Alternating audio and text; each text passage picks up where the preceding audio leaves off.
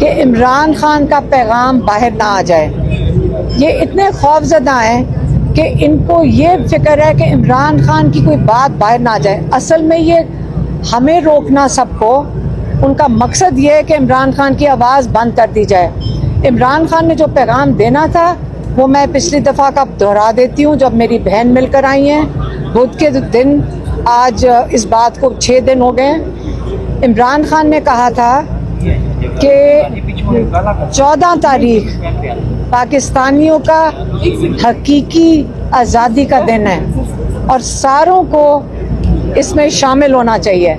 मैं इसलिए दोहरा रही हूँ क्योंकि आज इमरान खान का नया पैगाम नहीं है और पिछला पैगाम अगर कोई भूल गया है तो मैं याद करा देती हूँ कि इमरान खान ने कहा है कि 14 तारीख पाकिस्तानियों आपने हकीकी के दिन के लिए निकलना है और इसलिए इंशाल्लाह सारे पाकिस्तानी निकलेंगे। मेरे पर भी अरेस्ट वारंट है। अगर ये बात कहने पे अगर ये हिरासत में भी लेते हैं तो ले लें, क्योंकि मैंने नहीं लिया हुआ, वो क्या होते हैं बेल लिया, क्या वो ओमनी बेल है। मैंने कहा एक बेल से फारग होते हैं, ये दूसरी पे डाल देते हैं। तो इससे हमने कहा अगर आपने हमें हिरासत में लेना है फैमिली को भी, और सिर्फ इस वजह से कि हम इमरान खान का पैगाम आप तक पहुँचाते हैं, तो हम भी ये अपनी कुर्बानी देने को तैयार हैं।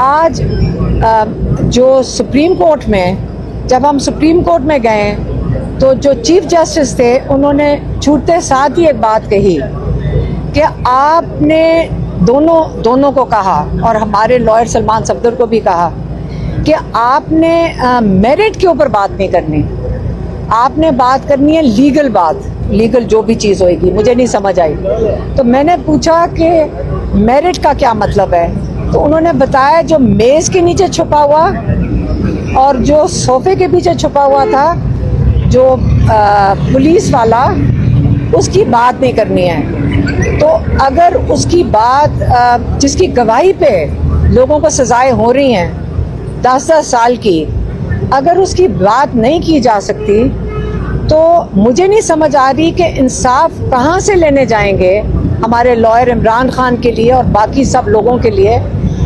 तो हम उम्मीद करते हैं, मैं फिर से दोहराऊंगी कि हम उम्मीद करते हैं अल्लाह ताला हमारे जजेस को हिम्मत दे कि वो हक और इंसाफ के लिए खड़े हो सकें और अपने पाकिस्तानियों को इंसाफ दे सकें। आज अगर वो इंसाफ देते हैं पाकिस्तानियों को, क्योंकि सारा पाकिस्तान जानता है कि ये नाहक, ये गलत सज़ाएं दी जा रही हैं, ये पॉलिटिकल सज़ाएं दी जा रही हैं और इमरान खान को ये नहीं देना चाहते रिलीफ, क्योंकि इमरान खान को रिलीफ देते हैं तो सारे पाकिस्तान जो बाकी हैं, जो कैद जिनको ये 10-10 साल की दे रहे हैं, सबको उनको आज़ाद करना पड़ता है। तो ये जो सज़ाएं दी जा रही हैं ये भी मुझे पता चल रहा है क्योंकि लोग आके हमें बताते हैं कि इस वक्त खौफ की फ़ज़ा बहुत ज़्यादा है। जो सिटिंग गवर्नमेंट है उनको कोई अपना डर पड़ा हुआ है जिसकी वजह से